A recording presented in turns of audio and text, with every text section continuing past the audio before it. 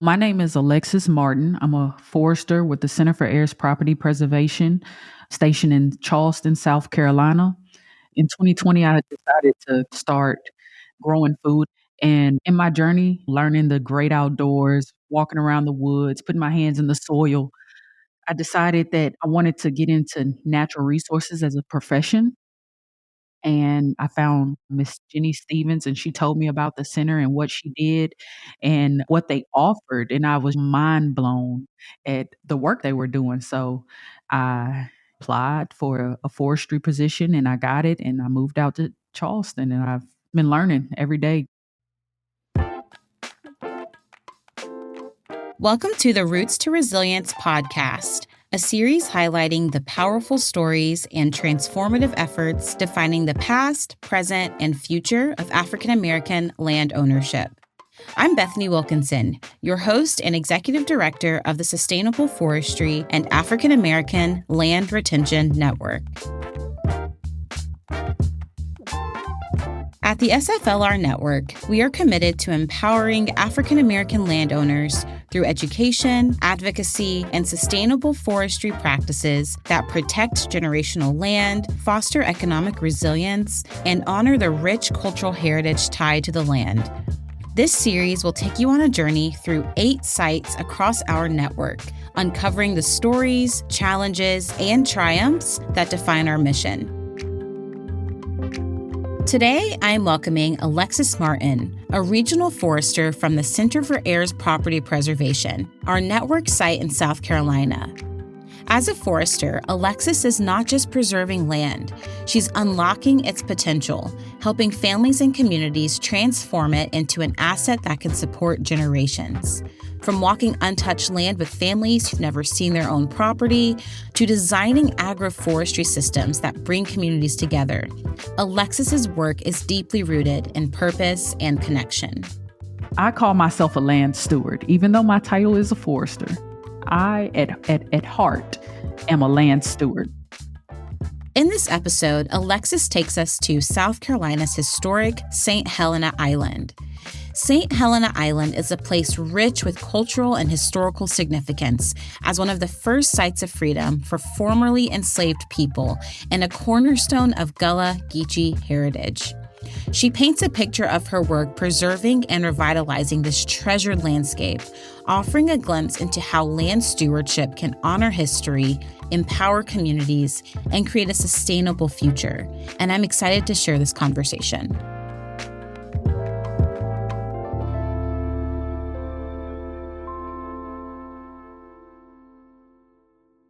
Hi, Alexis. Hello, Bethany. Thank you again for being here and for being willing to share a little bit about your work. And to kick us off, I'd love for you to share a little bit more about the center. Like, what does the Center for Heirs Property Preservation do? How do you describe your organization's work? Our main thing is helping landowners, helping families create generational wealth. There's been a lot of Black land loss, and a lot of that has been due to heirs property. Heirs property is a big issue.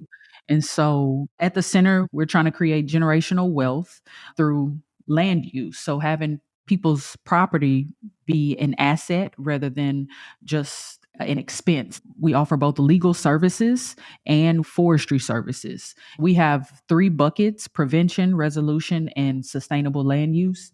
And with the prevention side of things, we offer education. So we offer seminars to landowner communities, and they can just come, and we'll tell them about who we are, what we do, what we offer.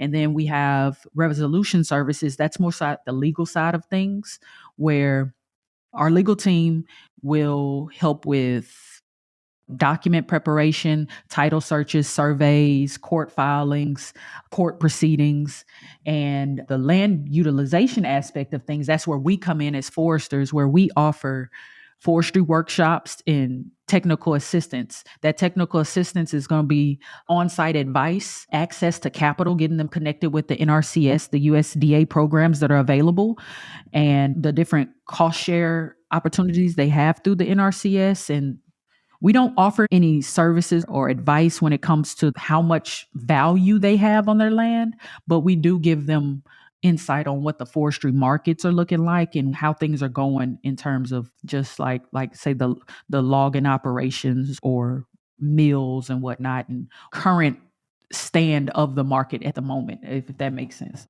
Yeah, what I so appreciate about the center's mission is how a landowner in South Carolina can wake up one day, learn that they have land, show up at the center, and get this full suite of resources to help them go from who owns the land, how do we protect this land, and then what does this land want to be in partnership with us and our family, for building that generational wealth and that legacy. When you think about your work each and every day as a regional forester, what does your day to day look like? What is a day in the life of a forester at the Center for Heirs Property? Okay, so my favorite days are when we get to wake up early in the morning, go out to whoever's property we're going to look at on that day, and whether it's marking boundary lines or just moving through like a really dense tract of land or something with my machete. And like, that's just the things that I enjoy. Just, yeah. And then like, also being able to take someone on their property and they've never seen it before. You have landowners out there who they've never walked their entire, like they've been to the roadside of their property, but they've never walked through their woods, carving out a little path for them to take and go see the back of their property and showing them like this is your back property corner or this is your back property line. Look at this huge tree. Showing them the actual components of what makes up their land is my favorite part. Yeah, I could feel that as you were describing it. Like I can imagine the joy, the connection, maybe even the sense of like, whoa, we have a lot more here than I was anticipating. I can see how that would be a really rewarding aspect of your work. Even just recently, we met a landowner out on their property. Her dad recently passed and she had never been to the back of her property. We walked her boundary, and at the end of the walk, we found a 4-point deer head. It was beautiful because the land gives you things like that sometimes, you know? So it was cool to see. Yeah. Oh, that's special. And she was excited to take it home, you know? So that was awesome. I can feel your connection to land stewardship. Was there a moment that inspired you to fully embrace this work? Yes, I will never forget it. I call myself a land steward, even though my title is a forester. I, at heart, am a land steward. And so I went out to help.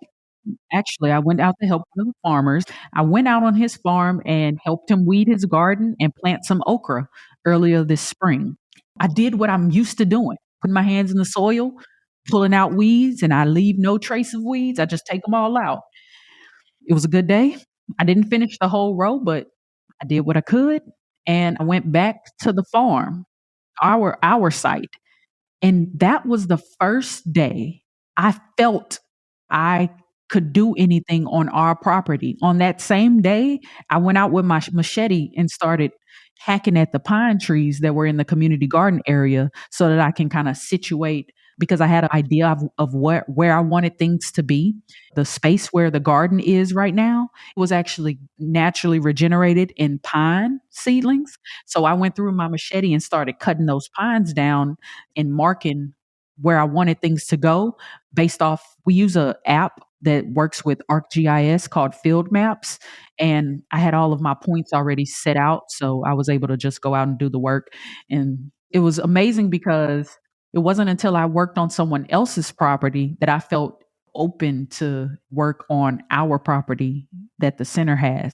I don't know what that was about, but I felt it and I'll remember it. You know, like I felt like the whole island was like, okay, Alexis, you can do some work now. I felt it. I felt it in my heart that it was time. That is so special. Thank you for sharing that with us. So, I know the center has a big project on St. Helena Island in South Carolina.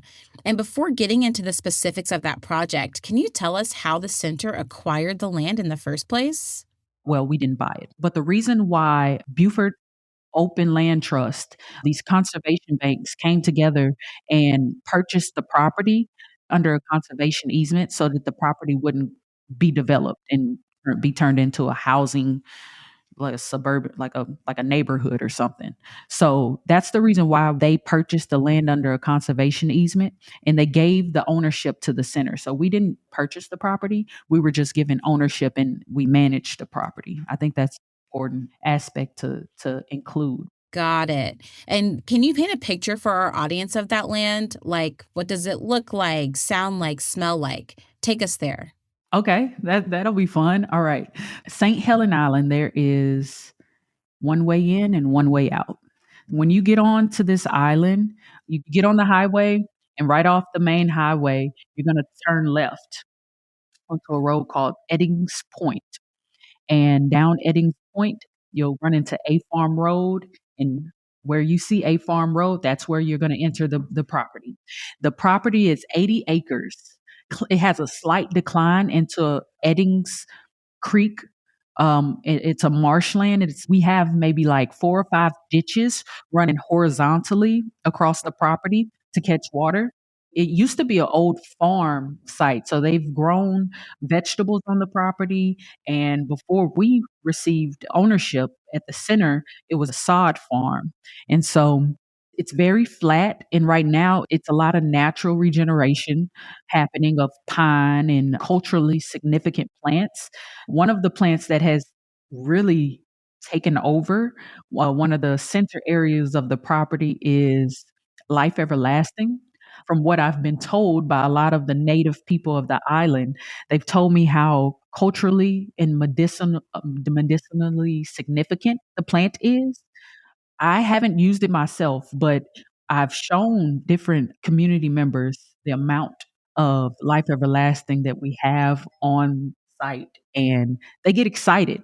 They get excited and they want to harvest, and I love that. And then we don't have a lot of large trees on the property. We are recently trying to install a silviculture area. So this demonstration farm will have different areas. So it's meant to be a library of different agroforestry practices.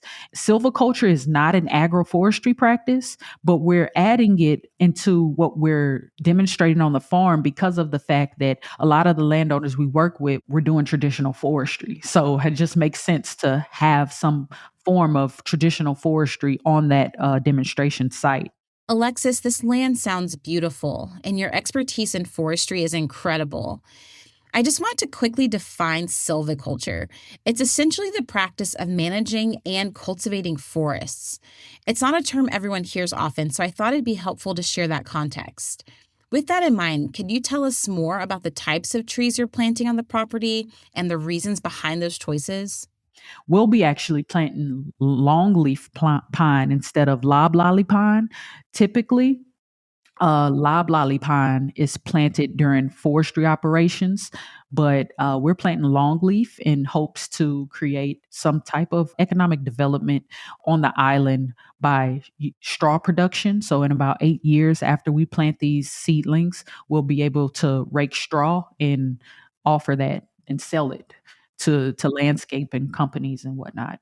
I love the thoughtfulness of working with this 80 acres while also finding points of connection to the community in a way that is real and valuable to them in a way that's sincere. And I just really appreciate the thoughtfulness and intentionality in the whole design for the whole project. So the project you started describing, the farm plan is agroforestry dominant. For me, agroforestry is still kind of a new concept. And so I'm wondering if you can explain to us the basics of agroforestry. Agroforestry is intentionally designed land use management combining trees and or shrubs with crops and or livestock. That is the definition from the USDA. It's really just adding woody crops and annual crops together, or woody crops and livestock together. So taking your farming operation and merging it with trees of some sort. So that's what agroforestry is. That makes a lot of sense. It's about creating intentional synergy between trees, crops, and livestock to maximize the benefits of both farming and forestry. It's such a thoughtful approach, especially for a project with as much potential as yours. Speaking of which, I know you've also been working on establishing a community garden as part of this larger initiative. Could you share more about that garden and how the community has responded to it? Well, actually, our first step at trying to get more people involved was the community garden soft launch. That was the first event we've had on site, and we installed 10 garden beds.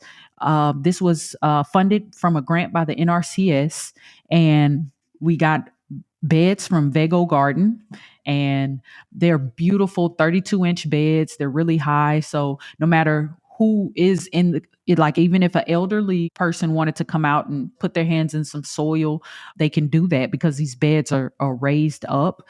We had organic soil delivered. We put together a garden team as one of the grant requirements from this NRCS grant. And we had some community members come out. We had one community member in particular come out with his tractor, and another community member came out and helped us put the plants in the ground. So we are getting some community involvement, but I would love to include more of the kids from the elementary and middle schools. I want this community garden to be just another space for people to gather, and just another asset for the community as a whole, not just the center's garden, but this. I want the people of the community to know that the space is for them to experience and create and just to use how they see fit. So we're working on it. Yeah, yeah. Do you have any stories that stand out to you from your interactions with the local community? We have been collaborating with David Harper. He has a nonprofit organization that is trying to bring indigo back. And so indigo is another culturally significant plant on the island. And I went to a workshop on indigo processing because indigo can be used as one of the crops in an alley cropping structures, which is when you plant trees far apart, let's say maybe 50 to 80 feet apart. And in those alleys between the trees, you'll plant an annual crop. For instance, I have Miss Sarah Green, who is over Marshview Organic Farms out on St. Helena Island. They are actually the first organic certified farm on St. Helena Island.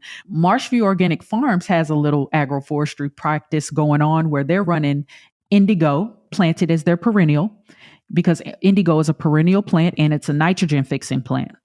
And next to their row of indigo, they have collard greens. So rows of collard greens. That's an agroforestry alley cropping system. So, and it's as simple as that. And so I went to this workshop, and one of the men there, I told him that we had Life Everlasting on our farm. So 3 people came with me. I showed them the farm, and they saw this sheet of blooms, which is Life Everlasting. And they were just amazed. So initially we had intentions to turn this space into a alley cropping system, but to know how important this crop is to the community, we need to figure out how to preserve this crop rather than mow it down and turn it into something else. And so just interacting with the community in ways that makes them excited helps us make better decisions for how we should manage the property. And I think that's really important. Yes, of course, different charrettes and stuff with the community are important, but you can learn a lot from the community just by taking them out. And they came down, they harvested bags of Life Everlasting. And I'm like, what are you going to do with all of this? But they know what to do with it. I don't know what to do with it, but they know what to do with it. And it brought me joy to know that it was being used. It's land utilization. So, yeah. It is. Yeah, it's land utilization, and it's being responsive to the land as it is and to the people who value it for Mhm. being what it is. I think that's such a special story from so many different angles. I know that there are also plans to plant fruit and nut trees and to introduce animals. So tell us more about those additions. Which plants, which nut trees, which animals, and how do you think those additions will benefit the land and the community around it? So I think a lot of those questions will be answered in more detail the more community participation we have.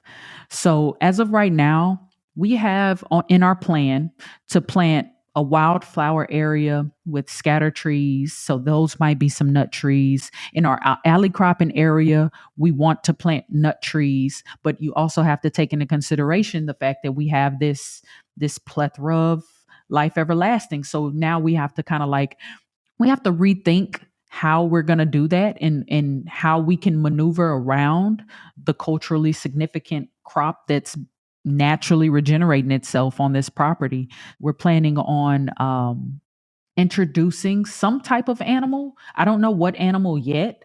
That's going to be down the line. We need a farm manager. We have to increase our capacity as an organization in terms of hands-on work, which we are working on. That's another aspect of it. We're planning to plant some nut trees in there. Fruit trees. The fruit trees will be probably concentrated in our food forest or food forest garden, whatever you want to call it.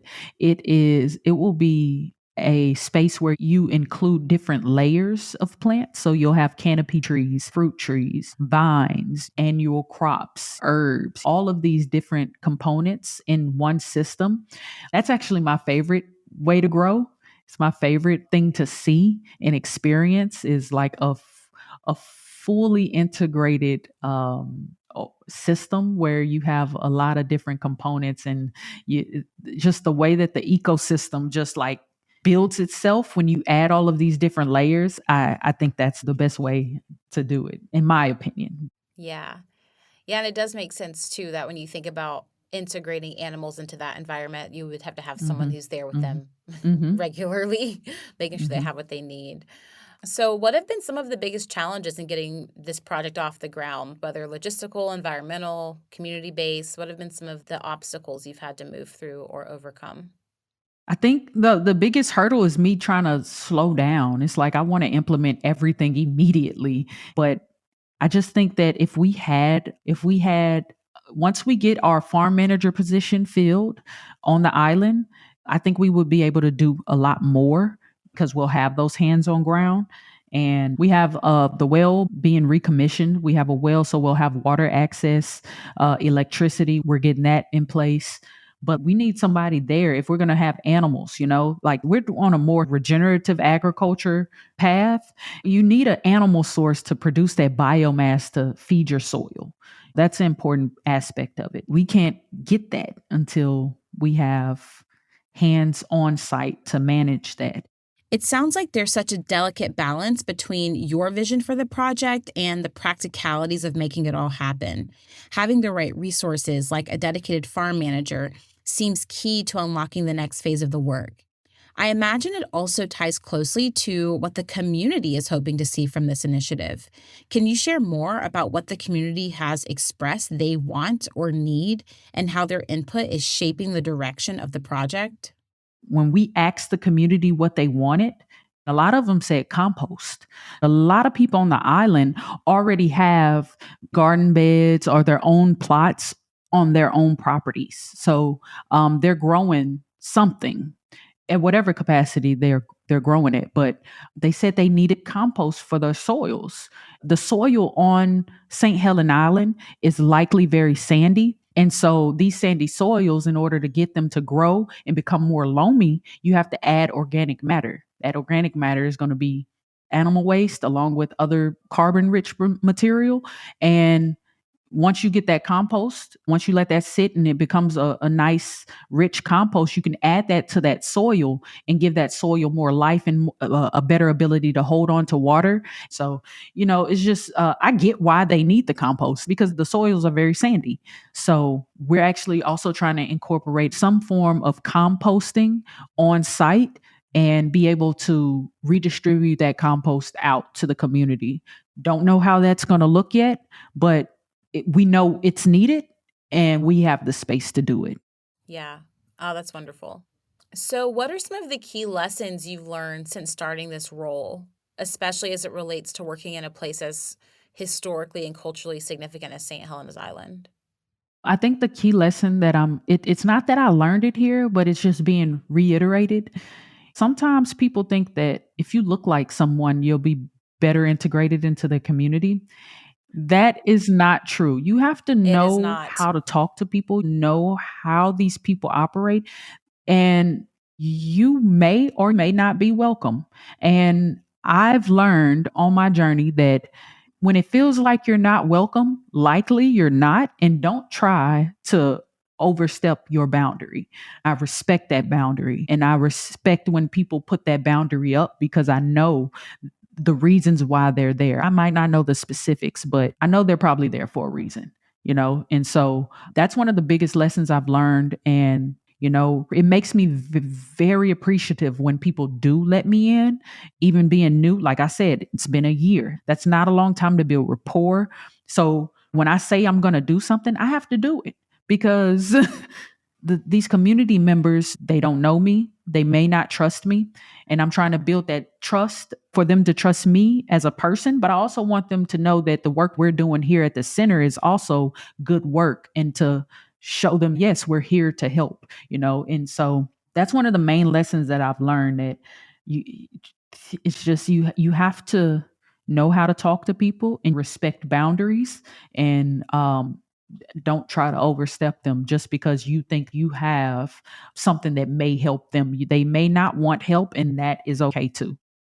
Absolutely. I really appreciate what you're saying there. I think about this often as I'm visiting with different sites, working with different types of communities, and remembering when I am a guest in a place, operating as a guest from the outside, and having an appreciation for the fact that people are letting me be at their table is huge and is a part of that trust building process. So, what is your vision for the future of the St. Helena Island project, and how do you see it impacting both you and the community in years to come? Okay. Well, my vision is to bring that plan that we have on paper to life.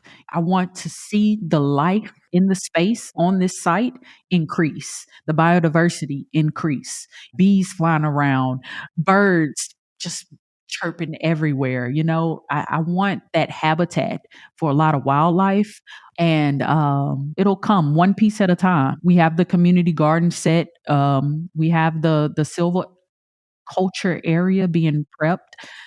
Both of those projects were all done within this past year. So I think we're well on our way to make this a functional space. And once the space is functional, I think no having the community know that they can come in and contribute and experience, if they just want to come out and listen to the birds, they can. If they want to come out and just whatever they want to do, I want them to know that the space is for them. And if we get to that point, then the project is a success. Amazing. Well, Alexis, thank you so much for sharing and giving us such a beautiful, heartfelt look at your work on St. Helena Island. Your passion for land stewardship and your deep respect for the community's history and culture shine through. Thank you again for joining. Thank you, Bethany, for having me. I really enjoyed this. That brings us to the end of this episode, and I am incredibly proud of the work being done by the Center for Heirs Property Preservation as part of the SFLR network. But what fills me with even more pride is knowing that people like Alexis are leading this important work. At SFLR, we understand the deep connections between land and community, and we believe in the power of truly listening to both the land and the people it sustains. Alexis and her team embody this ethos, partnering with the community of St. Helena Island to steward the land thoughtfully. Their efforts honor cultural heritage, empower families to reclaim their resources, and create a legacy that promises life everlasting. Until next time, thank you for listening to Roots to Resilience.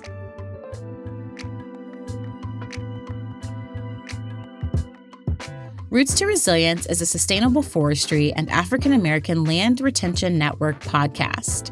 Our senior producer is Ivana Tucker. Our engineers are Asia Simpson and Jacob Winnick.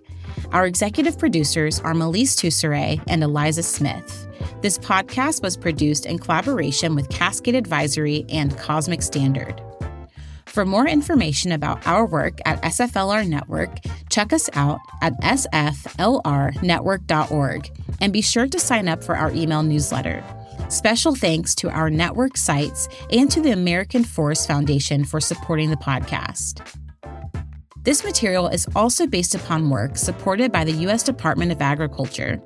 Any opinions, findings, conclusions, or recommendations expressed in this publication are those of the authors and do not necessarily reflect the views of the U.S. Department of Agriculture or of our other sponsors. In addition, any reference to specific brands or types of products or services does not constitute or imply an endorsement for those products or services. I'm your host, Bethany Wilkinson, signing out.